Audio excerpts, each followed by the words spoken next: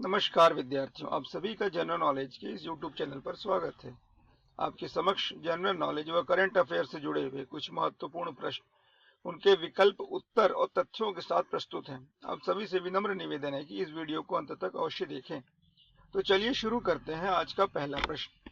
आज का पहला प्रश्न है, विश्व सुनामी दिवस कब मनाया जाता है? इस प्रश्न का सही विकल्प है ऑप्शन डी, 5 नवंबर। प्रतिवर्ष 5 नवंबर को पूरे विश्व में विश्व सुनामी जागरूकता दिवस के रूप में मनाया जाता है। इस दिवस को मनाने का मुख्य उद्देश्य सुनामी के खतरों से संबंधित मुद्दों के बारे में विश्व भर के लोगों को जागरूक करना। संयुक्त राष्ट्र महासभा ने दिसंबर 2015 में प्रतिवर्ष 5 नवंबर को विश्व सुनामी जागरूकता दिवस को मनाने का निर्णय लिया था। इस वर्ष की थीम है सेंट सेवन कंपेनिंग। विश्व सुनामी जागरूकता दिवस को मनाने का श्रेय अगर किसी देश को जाता है तो वो है जापान। जापान एक ऐसा देश है जिसमें प्रतिवर्ष इस तरह की आपदाएं सुनामी जैसी आती रहती हैं। जापान के लोगों द्वारा सुनामी के बारे में जागरूकता फैलाने के उद्देश्य से कई कैंपेन चलाए गए। इसी को दृष्टिगत रखते हुए संयुक्त राष्ट्र सभा ने 5 नवंबर को 2015 में ये निर्णय लिया कि 5 नवंबर को प्रतिवर्ष विश्व सुनामी जागरूकता दिवस के रूप में मनाया जाएगा। आपके लिए अगला प्रश्न है, डीआरडीओ द्वारा पिनाका रॉकेट प्रणाली के नए संस्करण का सफल परीक्षण कहाँ किया गया? तो इस प्रश्न का सही विकल्प है ऑप्शन सी, उड़ीसा। डीआरडीओ अर्थात रक्षा अनुसंधान एवं विकास संगठन द्वारा पिनाका रॉकेट मिसाइल प्रणाली के नए संस्करण का सफलतापूर्वक परीक्षण उड़ीसा के तट पर किया गया। इस परीक्षण के दौरान लगातार 6 रॉकेट छोड़े गए। डीआरडीओ द्वारा विकसित पिनाका रॉकेट सिस्टम मौजूदा पिनाका MKI का स्थान लेगा। डीआरडीओ द्वारा इस तरह के अनेक भारतीय रक्षा आयुध को विकसित करना, नई नई तकनीकों से बने मिसाइलों को विकसित करना भारत के लिए जारी है। इससे भारत की रक्षा शक्ति विश्व में और देशों के अपेक्षा मजबूत होती जा रही है। तो चलिए शुरू करते हैं। आज का अगला प्रश्न पे आते हैं। आज का अगला प्रश्न है, थल सेना प्रमुख मनोज मुकुंद नरवाने को किस देश ने सेना के मानद जनरल पद से सम्मानित किया है? इस प्रश्न का सही विकल्प है ऑप्शन बी, नेपाल। नेपाल हमारा एक पड़ोसी देश है जिसने भारतीय थल सेना अध्यक्ष मनोज मुकुंद नरवाने को नेपाल सेना की मानद उपाधि के जनरल रैंक से सम्मानित किया है। इस समारोह में जनरल मुकुंद नरवाने को एक तलवार और स्क्रॉल भी भेंट की गई। भारत और नेपाल एक दूसरे देश की सेना प्रमुखों को मानद उपाधि से सम्मानित करने की यह परंपरा 7 दशकों से भी अधिक पुरानी मानी जाती है। भारत और नेपाल एक घनिष्ठ मित्र हैं। बीच में कुछ सीमा संबंधी विवाद को लेकर दोनों के बीच में खटास उत्पन्न हो गई थी, जिसे दोनों देशों के अधिकारियों द्वारा सुलझा लिया गया है। अगला प्रश्न है, अमेरिका द्वारा किस देश को 600 मिलियन अमेरिकी डॉलर के सशस्त्र ड्रोन की बिक्री को मंजूरी प्रदान कर दी गई है? आप सभी जानते हैं अमेरिका द्वारा इस समय चीन के विरुद्ध, चीन को कमजोर करने के लिए उसकी जबरदस्ती वाली नीति को रोकने के लिए अन्य देशों की मदद की जा रही है। इसी के अंतर्गत चीन के पड़ोसी देश ताइवान को संयुक्त राज्य अमेरिका द्वारा 600 मिलियन अमेरिकी डॉलर के सशस्त्र ड्रोन की बिक्री को मंजूरी प्रदान कर दी है। अमेरिका द्वारा अक्टूबर 2020 में ताइवान को हार्पून मिसाइल सिस्टम की भी बिक्री को मंजूरी दी गई थी। अगला प्रश्न है, विश्व वन्य जीव कोष WWF की एक रिपोर्ट के अनुसार वर्ष 2050 तक भारत के कितने शहरों में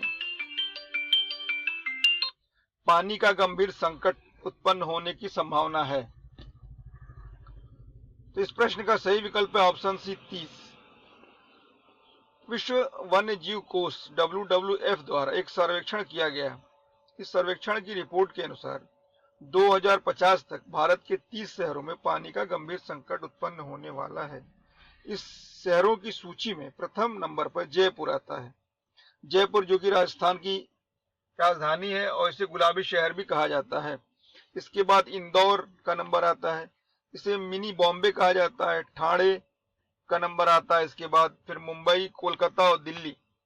इसका मतलब भारत के प्रमुख शहरों में 2050 तक पानी का गंभीर संकट उत्पन्न होने की संभावना है।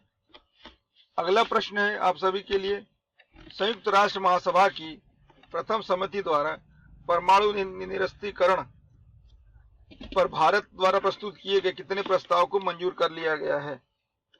इस प्रश्न का सही विकल्प है ऑप्शन ए 2। संयुक्त राष्ट्र महासभा के प्रथम समिति द्वारा परमाणु निरस्त्रीकरण पर भारत द्वारा प्रस्तुत 2 प्रस्तावों को मंजूर कर लिया गया है। प्रस्ताव का उद्देश्य परमाणु दुर्घटना के जोखिम को कम से कम करना है। परमाणु हथियारों के उपयोग पर रोक लगाना भी है। यह समिति निरस्त्रीकरण के मुद्दे से निपटने के लिए संयुक्त राष्ट्र महासभा के निरस्त्रीकरण आयोग के साथ मिलकर कार्य करती है। अगला प्रश्न है, किस राज्य सरकार ने toll free tele education helpline number शुरू किया है? इस प्रश्न का सही विकल्प है ऑप्शन है असम। असम की सरकार द्वारा शिक्षा विभाग में सरकारी स्कूलों के विद्यार्थियों के लिए toll free tele education helpline number की शुरुआत की गई है। शिक्षा विभाग के प्रधान सचिव वी कल्याण चक्रवर्ती ने बताया कि इस हेल्पलाइन से 6वीं से लेकर 10वीं कक्षा तक के विद्यार्थियों को उनके विषयों और मनोवैज्ञानिक और सामाजिक पदों पर सलाह दी जाएगी। यह टोल फ्री नंबर है 180034535578। अगला प्रश्न है, फराज खान का भी हाल ही में निधन हो गया, ये किस क्षेत्र से संबंधित थे? इस प्रश्न का सही विकल्प है ऑप्शन सी, अभिनेता थे। बॉलीवुड अभिनेता फराज खान का 46 वर्ष की अवस्था में निधन हो गया है। वे काफी दिनों से बीमार चल रहे थे। उनका बेंगलुरु के एक प्राइवेट अस्पताल में इलाज चल रहा था।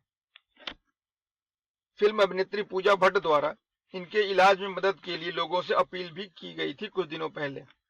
इनके इलाज में मदद के लिए सलमान खान भी आगे आए थे। फराज खान ने मेहदी फिल्म में रानी मुखर्जी के साथ अपने फिल्मी कैरियर की शुरुआत की थी। उनकी प्रसिद्ध फिल्मों में मेहदी और फरेब को शामिल किया जा सकता है। अगला प्रश्न है, किस राज्य के मुख्यमंत्री ने 3 मोबाइल अम्मा कैंटीन का शुभारंभ किया है? इस प्रश्न का सही विकल्प है ऑप्शन सी, तमिलनाडु। तमिलनाडु के मुख्यमंत्री पलानीस्वामी ने 3 सचल अम्मा कैंटीन का शुभारंभ किया है। इस सचल अम्मा कैंटीन के माध्यम से कम कीमत पर भोजन उपलब्ध कराया जाएगा। चेन्नई कॉरपोरेशन के पहल पर ये 3 वाहन कहीं भी काम कर रहे मजदूरों को उनके कार्यस्थल पर जाकर भोजन उपलब्ध कराए सकेंगे। इस तरह तमिलनाडु के मुख्यमंत्री द्वारा 3 सचल अम्मा कैंटीन का शुभारंभ किया गया।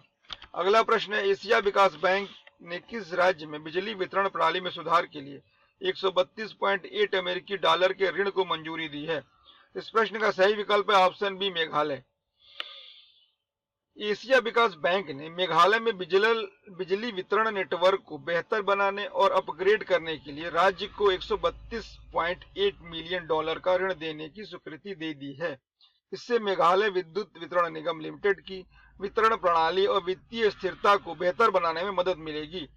मेघालय के वर्तमान मुख्यमंत्री कॉनराड संगमा हैं और राज्यपाल सत्यपाल मलिक जी हैं। आप सभी का इस वीडियो को अंत तक सुनने के लिए धन्यवाद।